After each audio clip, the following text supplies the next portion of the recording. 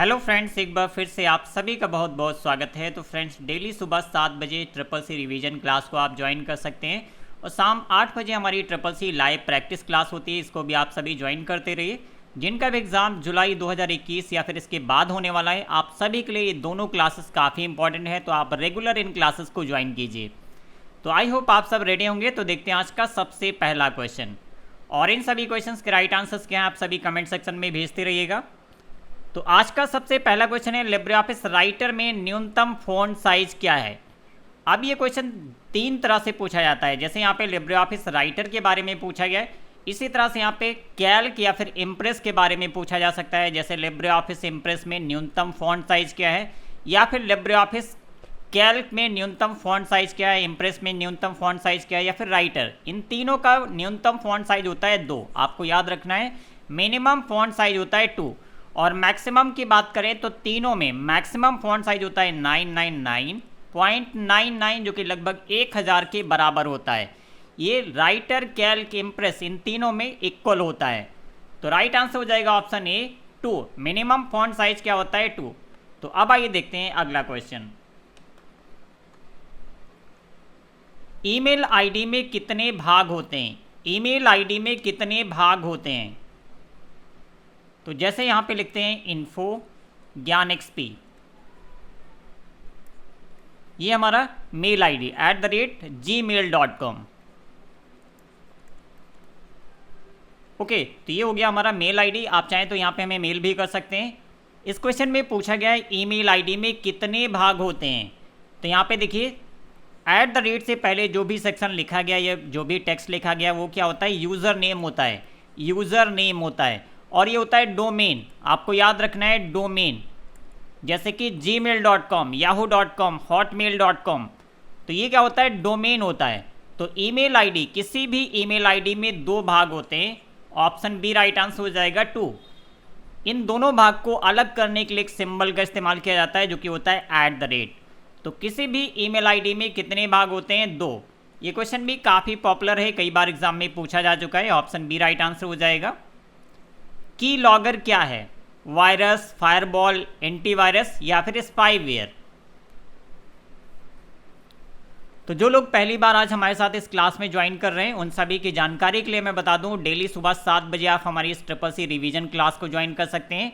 शाम 8 बजे हमारी ट्रिपल सी प्रैक्टिस क्लास होती है, जो कि डायरेक्ट लाइव होती है। आप इन दोनों क्लासेस को ज्वाइन करते रहिए।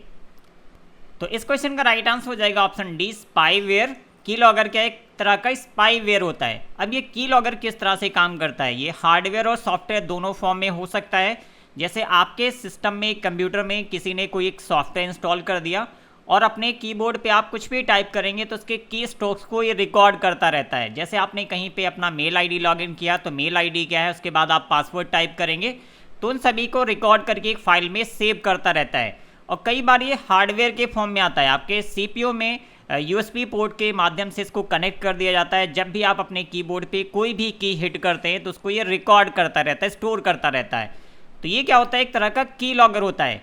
हाल ही के दिनों में कई बार ATMs में कुछ खबरें आती हैं कि वहाँ पे कुछ हैकर्स ने की लॉगर्स का इस्तेमाल करके कार्ड की डिटेल्स को चुरा लिया है।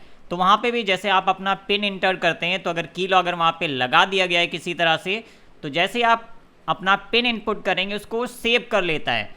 तो की लॉगर भी एक तरह का हैकिंग का एक तरीका होता है, और ये किस में आता है, एक तरह का स्पाईवेयर होता है। अगला क्वेश्चन है, वाईफाई का पूर्ण रूप क्या है। वाईफाई का पूर्ण रूप क्या है। ऑप्शन सी राइट आंसर है, वायरलेस फिडेलिटी। बहुत बेसिक सा क्वेश्चन है। अगला क्वेश्चन है, IFSC कोड का फुल फॉर्म। IFSC कोड का फुल फॉर्म क्या है।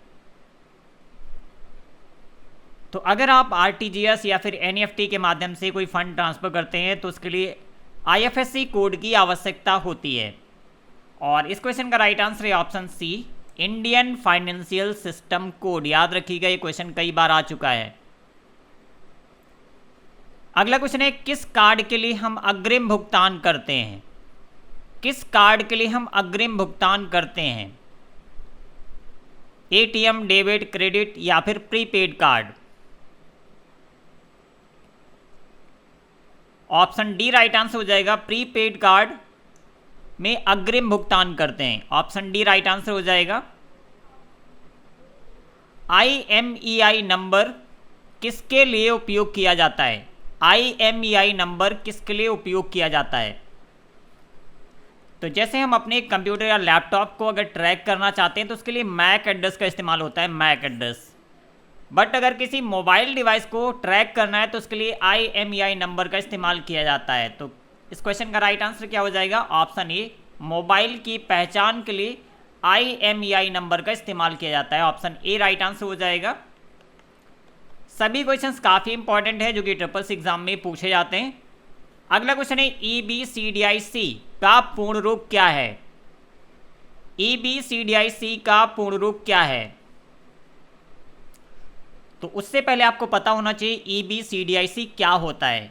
एक तरह की कोडिंग टेक्निक होती है, जैसे आपके कंप्यूटर में जो नंबर्स होते हैं या अल्फ़ाबेट्स होते हैं या स्पेशल कैरेक्टर्स होते हैं, इनको किस तरह से रिप्रेजेंट किया जाएगा सिस्टम में, तो उसके लिए कुछ अलग अलग तरह की कोडिंग टेक्निक इस्तेमाल की जाती हैं, जैसे कि EBCDIC या फिर ASCII कोड का इस्तेमाल किया जाता है। तो इस क्वेश्चन का राइट आंसर हो जाएगा option C, extended binary coded decimal interchange code. याद रखिए ये फुल फॉर्म कई बार ट्रिपल सी एग्जाम में पूछा गया है। यहाँ से एक और क्वेश्चन बनता है, पूछा जा सकता है EBCDIC कोडिंग टेक्निक कितने बिट की होती है? तो ये 8 बिट की होती है। यहाँ से एक और क्वेश्चन पूछा जा सकता है, इससे अधिकतम कितने कैरेक्टर को रिप्रेजेंट किया जा सकता है? तो इससे maximum 256 different type of characters को रिप्रेजेंट किया जा सकता है। तो ऑप्शन सी इस क्वेश्चन का राइट आंसर है, extended binary coded decimal interchange code. Twitter किस प्रकार का साइट है? ट्विटर किस प्रकार का साइट है? इससे भी कई सारे क्वेश्चन ट्रिपल सी एग्जाम में पूछे जाते हैं। ट्विटर एक प्रकार का माइक्रो ब्लॉगिंग साइट है। तो ऑप्शन बी राइट आंसर हो जाएगा, माइक्रो ब्लॉगिंग। अगला क्वेश्चन है, फंक्शन सीलिंग 9,4 का मान क्या होगा? ये क्वेश्चन काफी पॉपुलर है। फ्लोर और सीलिंग दो ऐसे फंक्शंस हैं जो कि अक्सर ट्रिपल सी एग्जाम में पूछे जाते हैं। यहाँ पे मैंने वैल्यूज थोड़ी सी चेंज कर दी। तो बताइए इस क्वेश्चन का राइट आंसर क्या हो जाएगा? तो 9 के बाद कौन सा ऐसा नंबर आएगा जो कि 4 से डिविजिबल होगा? 9 के बाद कौन सा ऐसा नंबर आएगा जो कि 4 से डिविजिबल होगा? कौन सा नंबर होगा? 12, जो कि 4 से डिविजिबल है। तो इस क्वेश्चन का राइट आंसर क्या हो जाएगा? ऑप्शन सी 12 हो जाएगा। अगर यहाँ पे फ्लोर का इस्तेमाल किया जाता तो उस केस में इस क्वेश्चन का राइट आंसर होता है 8। मीन्स इस 9 से पहले कौन सा ऐसा नंबर आएगा जो कि 4 से डिविजिबल है? तो अब आपकी समझ में आ चुका होगा सीलिंग फंक्शन क्या करता है। यहाँ पे जो नंबर दिया गया है जैसे कि 9 और यहाँ पे जो नंबर दिया गया होता है जैसे कि 4, तो अगर सीलिंग का इस्तेमाल किया गया तो आपको देखना है इस नंबर के बाद कौन सा ऐसा नंबर आएगा जो कि इस नंबर से डिविजिबल होगा। अब यहाँ पे एग्जाम में नंबर कोई भी हो सकता है, तो आप इस तरह से इस क्वेश्चन का राइट आंसर निकाल सकते हैं। याद रखिएगा, इंपॉर्टेंट क्वेश्चन है, कई बार इस तरह के क्वेश्चन ट्रिपल सी एग्जाम में पूछे जाते हैं। जब हम पावर पॉइंट पर स्लाइड छिपाते हैं या फिर हाइड करते हैं तो क्या यह फाइल से डिलीट हो जाती है? अगर आप पावर पॉइंट में या फिर इम्प्रेस में किसी फाइल को हाइड करते हैं, मीन्स स्लाइड को हाइड करते हैं, तो क्या वो स्लाइड आपकी फाइल से डिलीट हो जाती है? जी नहीं, इस क्वेश्चन का राइट आंसर हो जाएगा फॉल्स। वो डिलीट नहीं होती है। बस अगर आपने किसी स्लाइड को हाइड किया है तो जब आप अपना स्लाइड शो स्टार्ट करते हैं तो उस दौरान आपकी हाइड की गई स्लाइड शो में दिखाई नहीं जाती है। तस्वीर की दिशा बदलने के लिए हम क्लिप आर्ट में किस विकल्प का उपयोग करते हैं? तस्वीर की दिशा बदलने के लिए हम क्लिप आर्ट में किस विकल्प का उपयोग करते हैं? तो अगर आप किसी इमेज को रोटेट करना चाहते हैं तो उसके लिए कौन से विकल्प का इस्तेमाल किया जाता है? ऑप्शन ए, रोटेट विकल्प का इस्तेमाल करके आप अपनी इमेज की दिशा या डायरेक्शन को चेंज कर सकते हैं। लिब्रे ऑफिस कैल्क में अंतिम एडिटेड सेल तक पहुंचने की शॉर्टकट कुंजी क्या है?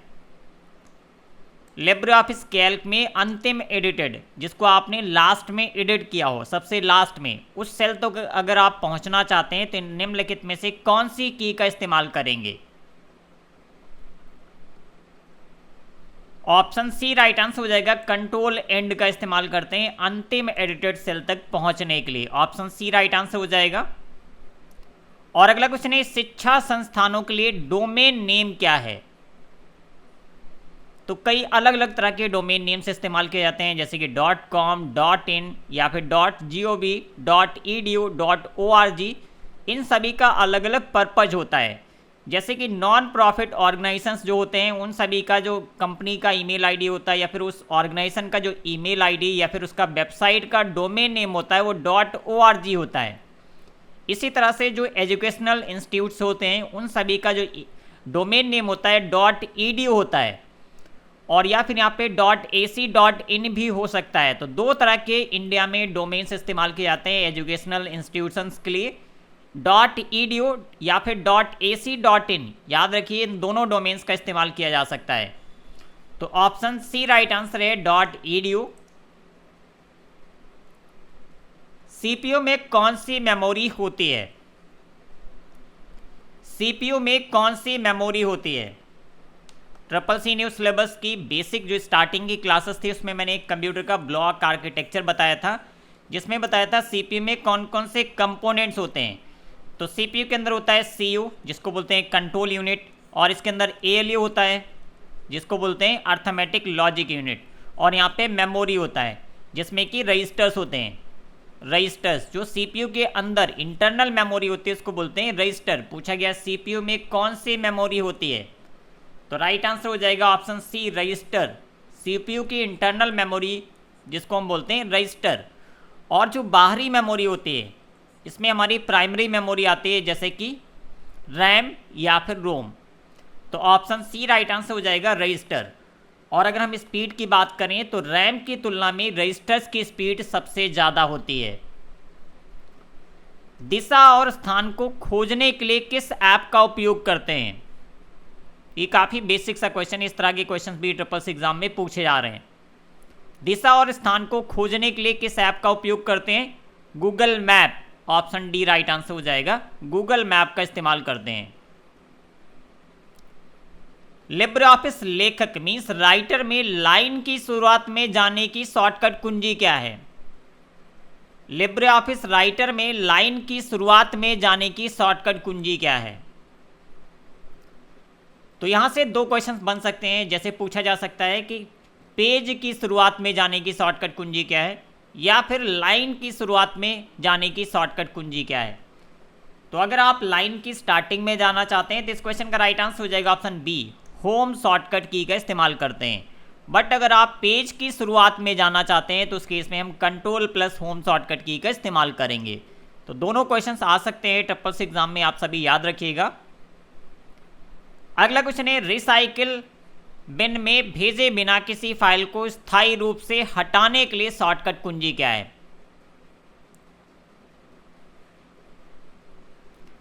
अगर आप किसी फाइल को डायरेक्ट डिलीट करना चाहते हैं, आप चाहते हैं कि वो रिसाइकिल बिन में ना जाए, तो उसके लिए कौन सी शॉर्टकट की इस्तेमाल करेंगे? ऑप्शन ए राइट आंसर हो जाएगा, शिफ्ट प्लस डिलीट शॉर्टकट की का इस्तेमाल करके आप किसी भी फाइल को डायरेक्ट डिलीट कर सकते हैं। फोल्डर को डायरेक्टरी भी कहा जाता है। फोल्डर को डायरेक्टरी भी कहा जाता है, या फिर इस तरह से पूछा जा सकता है, फोल्डर को डायरेक्टरी के नाम से भी जानते हैं। तो जी हाँ, इस क्वेश्चन का राइट आंसर हो जाएगा ट्रू, फोल्डर को डायरेक्टरी के नाम से भी जाना जाता है। ऑप्शन ए राइट आंसर हो जाएगा। अगला क्वेश्चन है, ई वैलेट कहां पर उपयोग करते हैं, या फिर ई वैलेट का उपयोग कहां कर सकते हैं? Online shopping, digital payment, online ticket booking, या फिर उपरोक्त सभी। तो इन सभी जगह पे ई वैलेट का इस्तेमाल कर सकते हैं। ऑप्शन डी राइट आंसर हो जाएगा। ई वैलेट में सबसे पहले आपको फंड ट्रांसफ़र करके रखना होता है, मीन्स इसमें आपको पहले से पेमेंट रखना होता है, और फिर आप अपनी ई वैलेट अकाउंट का इस्तेमाल करके ऑनलाइन शॉपिंग, डिजिटल पेमेंट या फिर ऑनलाइन टिकट बुकिंग के लिए से भुगतान कर सकते हैं। तो ऑप्शन डी राइट आंसर हो जाएगा। IMPS का फुल फॉर्म क्या होता है? IMPS का पूर्ण रूप क्या है या फुल फॉर्म क्या है? तो सबसे पहले आपको पता होना चाहिए IMPS है क्या। एक तरह का पेमेंट मेथड होता है, जैसे कि NEFT, RTGS, UPI, उसी तरह से IMPS भी एक पेमेंट मेथड है और ये रियल टाइम में फंड ट्रांसफ़र होता है इसके माध्यम से। तो इस क्वेश्चन का राइट आंसर हो जाएगा option B, immediate payment service. याद रखिए, फुल फॉर्म भी कई बार एग्जाम में पूछा गया है। इमीडिएट पेमेंट सर्विस IMPS का पूर्ण रूप या फुल फॉर्म होता है। इंस्टाग्राम किससे संबंधित है? तो आप सभी प्रीवियस ऑनलाइन टेस्ट के वीडियोस देखते रहिए, सभी में आपको इंपॉर्टेंट क्वेश्चंस मिलेंगे। अगर आप एक बार में अच्छे ग्रेड से SSC के एग्जाम क्वालिफाई करना चाहते हैं तो आप हमारी बेसिक 2 बातें जरूर याद रखिए। सबसे पहले आपको सिलेबस कंप्लीट करना है और उसके बाद आपको प्रैक्टिस करनी है। अगर आपने इन दोनों स्टेप्स को फॉलो किया तो 100% आप एक बार में अच्छे ग्रेड से बिना किसी कोचिंग इंस्टीट्यूट के या फिर किसी बुक की हेल्प के आप सिर्फ हमारे वीडियोस के माध्यम से SSC एग्ज़ाम क्वालिफाई कर सकते हैं। हर महीने हज़ारों लोग हमारे चैनल के माध्यम से SSC एग्ज़ाम क्वालिफाई कर रहे हैं, बट आपको सिर्फ इन 2 स्टेप्स को याद रखना है और इसी को फॉलो करना है। इंस्टाग्राम किससे संबंधित है? Option B, Facebook. इंस्टाग्राम की जो पेरेंटल कंपनी है वो कौन सी है? फेसबुक। तो इंस्टाग्राम किससे संबंधित होगा? फेसबुक से। ATM फुल फॉर्म, बहुत बेसिक सा क्वेश्चन है। ऑप्शन सी राइट आंसर हो जाएगा, ऑटोमेटेड टेलर मशीन। CC का पूर्ण रूप, तो आप सभी शाम 8 बजे की SSC प्रैक्टिस लाइव क्लास को ज्वाइन करना मत भूलिए। वहां पे काफ़ी एडवांस लेवल के क्वेश्चंस हम डिस्कस कर रहे हैं। तो इस क्वेश्चन का राइट आंसर हो जाएगा option B, carbon copy. Twitter का मूल नाम, इस क्वेश्चन को 2 तरह से पूछा जाता है। ट्विटर का मूल नाम जैसे पूछा गया है, और एक और तरह से पूछा जाता है ट्विटर का शुरुआती नाम क्या था। ऑप्शन बी राइट आंसर है, TWTTR। ट्विटर का शुरुआती नाम क्या था? TWTTR। Option B right answer हो जाएगा। तो ये था आज की क्लास का लास्ट क्वेश्चन। उम्मीद करते हैं काफ़ी कुछ नया सीखने को मिला होगा। तो प्लीज़ जाने से पहले हमारे इस वीडियो को लाइक और शेयर ज़रूर कीजिएगा। और अगर आपने अभी तक ज्ञानXP मोबाइल ऐप डाउनलोड नहीं किया है तो इसे डाउनलोड कर लीजिए। यहाँ पे आपको SSC का पेड और फ्री दोनों तरह के कंटेंट यहाँ पे मिल जाएंगे। प्लस आने वाले दिनों में अगर आप O लेवल की तैयारी करना चाहते हैं तो यहाँ पे O लेवल का कोर्स प्रोवाइड किया जा रहा है। और इसके साथ साथ हर महीने हम यहाँ पे SSC का एक मेगा टेस्ट ऑर्गेनाइज करते हैं जिसमें काफ़ी प्रीमियम लेवल के क्वेश्चंस होते हैं जो कि जल्दी आने वाला है। तो अगर आपने अभी तक ज्ञानXP मोबाइल ऐप डाउनलोड नहीं किया है तो इसे डाउनलोड कर लीजिए। आप डायरेक्ट यहाँ पे चैट ऑप्शन का इस्तेमाल करके हमसे अपने क्वेश्चंस भी पूछ सकते हैं। और ये कुछ ई बुक्स हैं जो हमने लॉन्च किए हैं, इसका लिंक आपको डिस्क्रिप्शन में मिलेगा। अगर आप इंटरेस्टेड हैं तो आप इन ई बुक्स को ले सकते हैं। तो आप सभी शाम 8 बजे की क्लास ज्वाइन करना मत भूलिए। डायरेक्ट लाइव क्लास होती है जिसमें हम इंपॉर्टेंट क्वेश्चन डिस्कस करते हैं। और अगर आपने अभी तक हमें इंस्टा या फेसबुक पे फॉलो नहीं किया है तो हमारा इंस्टा ID है ज्ञानXP, आप यहाँ पे ज्वाइन कर लीजिए। जब भी कोई नया अपडेट आता है एग्जाम से रिलेटेड, जैसे एग्जाम कब होने वाला है, डेट कब आ रही, एडमिट कार्ड कब आ रहा है, या फिर सर्टिफिकेट कब आ रहा है, या फिर एडमिट कार्ड कब आ रहा है, इस तरह के सारे अपडेट्स आपको हमारे इंस्टा पोस्ट पे मिलते रहेंगे। तो आप हमें इंस्टा पे फॉलो कर लीजिए। और इसके साथ साथ जब भी आपको टाइम मिलता है, आप फ्री टाइम पे कहीं भी जा रहे हैं या फिर आप बैठे हैं, उस टाइम पे आप हमारी वेबसाइट ज्ञानXP.com पे विजिट कर सकते हैं। यहाँ से आप SSC के लिए प्रैक्टिस कर सकते हैं। बहुत सारे क्वेश्चंस यहाँ पे मैंने अपलोड किए हैं जो कि same to same SSC exam में पूछे गए क्वेश्चंस को हमने यहाँ पे प्रैक्टिस सेट के अंदर अपलोड करके रखा है। तो जाइए यहाँ से आप सभी प्रैक्टिस करते रहिए। तो मिलते हैं नेक्स्ट क्लास में, तब तक के लिए bye bye. Thank you for watching.